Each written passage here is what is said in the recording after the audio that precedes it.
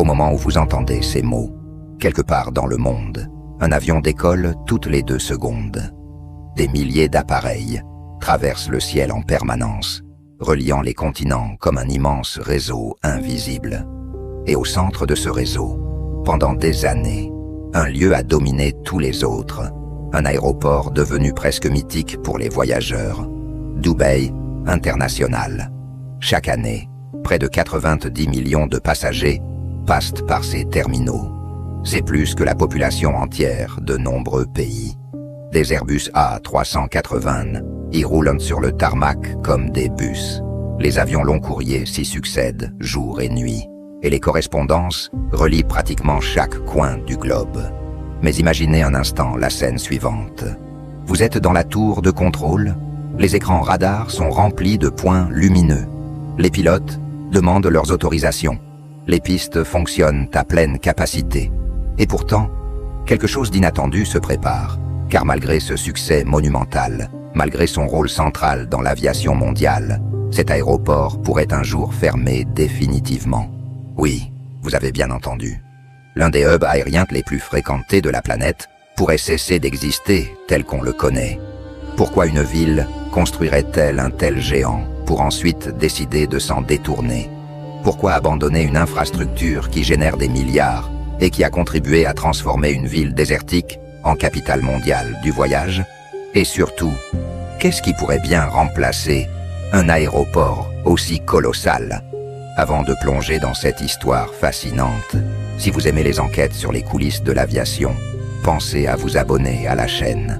Ça nous aide énormément à continuer de produire ce type de contenu et à explorer avec vous les mystères et les stratégies les plus incroyables du monde aéronautique. Parce que ce que vous allez découvrir dépasse largement l'histoire d'un simple aéroport. C'est l'histoire d'un pari gigantesque. Pour comprendre ce qui se joue aujourd'hui à Dubaï, il faut remonter plusieurs décennies en arrière.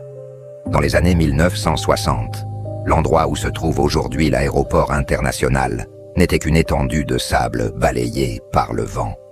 Une simple piste en terre battue accueillait quelques avions. Rien ne laissait imaginer que ce lieu deviendrait un jour l'un des centres névralgiques de l'aviation mondiale. Mais Dubaï avait une vision. La ville voulait devenir un carrefour entre l'Europe, l'Asie et l'Afrique, un endroit où les avions pourraient relier les continents en un seul arrêt. Petit à petit, les infrastructures se sont développées. Une piste est devenue 2.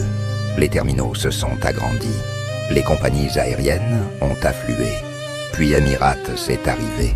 La compagnie nationale s'est transformée en quelques décennies en géant du transport aérien, opérant l'une des flottes long courriers les plus impressionnantes du monde. Et avec elle, l'aéroport s'est mis à croître à une vitesse vertigineuse.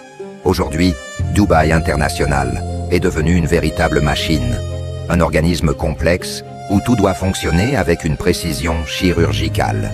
Les avions atterrissent et décollent en continu. Les correspondances s'enchaînent. Les passagers traversent les terminaux comme dans une immense fourmilière. Mais derrière cette réussite spectaculaire se cache un problème inattendu. Le succès a créé ses propres limites.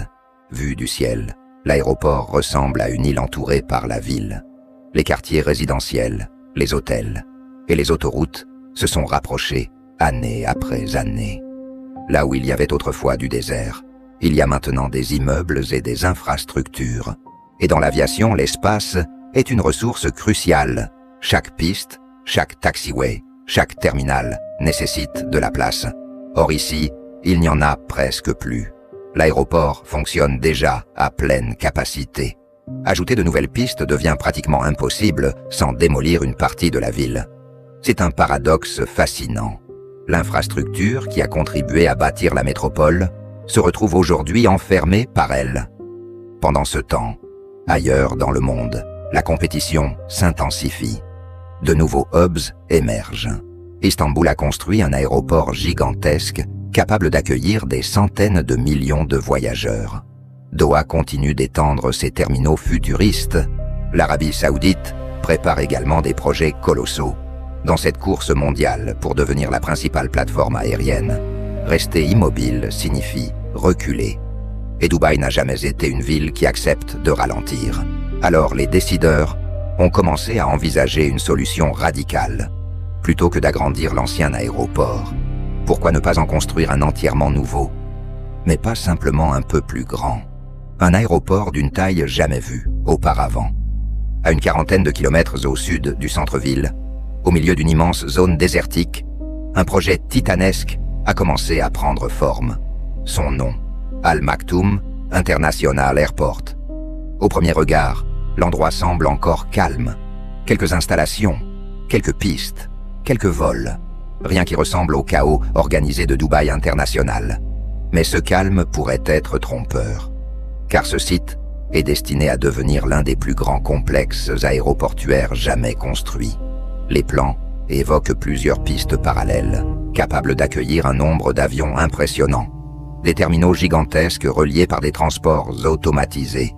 Des zones logistiques intégrées, où le fret aérien et maritime pourrait fonctionner presque comme un seul système.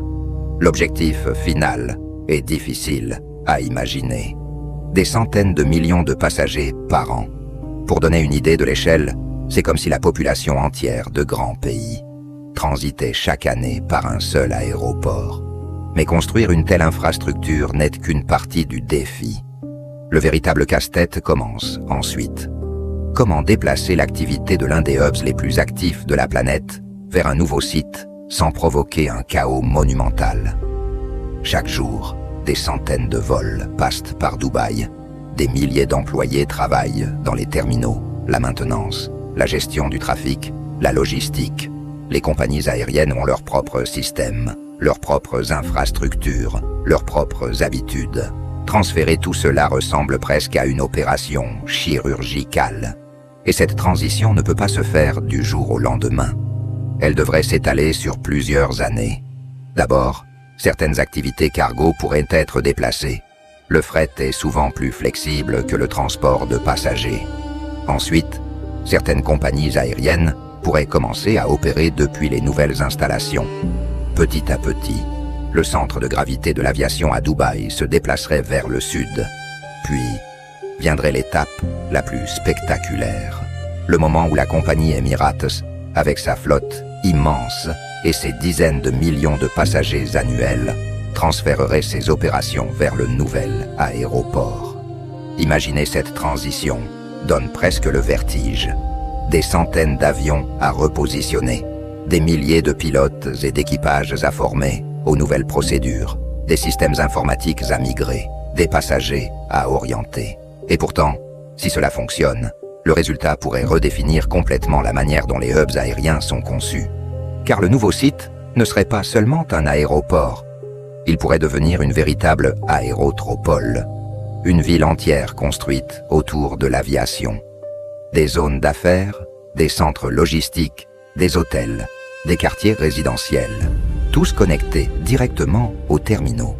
Un écosystème où l'aéroport ne serait plus simplement un point de passage, mais le cœur d'une nouvelle métropole. Et pendant ce temps, une question fascinante se pose. Que deviendra l'emplacement de l'actuel Dubaï International? Car ce terrain représente des milliers d'hectares au cœur de la ville. Certains projets évoquent la transformation de cette zone en quartier résidentiel, en parc urbain ou en centre technologique. Les pistes pourraient disparaître pour laisser place à des avenues et des immeubles. C'est une idée presque irréelle. Imaginez que là où des A380 rugissaient autrefois, pourraient un jour se trouver des rues paisibles, des jardins ou des cafés. Mais dans l'histoire de l'aviation, les projets gigantesques comportent toujours des risques.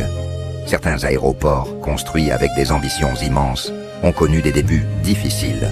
Retard de construction, dépassements budgétaires, problèmes techniques. Les exemples ne manquent pas. Construire une infrastructure de cette taille est une aventure complexe.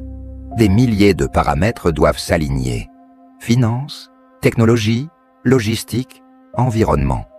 Dubaï joue ici une partie extrêmement audacieuse. Si le projet réussit, il pourrait redéfinir les standards des hubs aériens pour les décennies à venir. Les autres grandes villes pourraient être obligées de repenser leurs propres infrastructures pour rester compétitives. Mais si quelque chose tourne mal, Les conséquences pourraient être énormes. Pour l'instant, le futur reste ouvert. Dubaï International continue de fonctionner à un rythme impressionnant. Les avions continuent d'atterrir et de décoller. Les voyageurs continuent de traverser ces terminaux lumineux. Mais quelque part dans le désert, un autre futur est en train de se préparer. Un futur où l'un des aéroports les plus célèbres du monde pourrait céder la place à quelque chose d'encore plus gigantesque.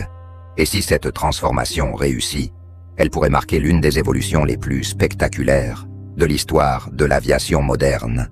Car au fond, les aéroports ne sont pas seulement des pistes et des bâtiments. Ils sont le reflet des ambitions humaines.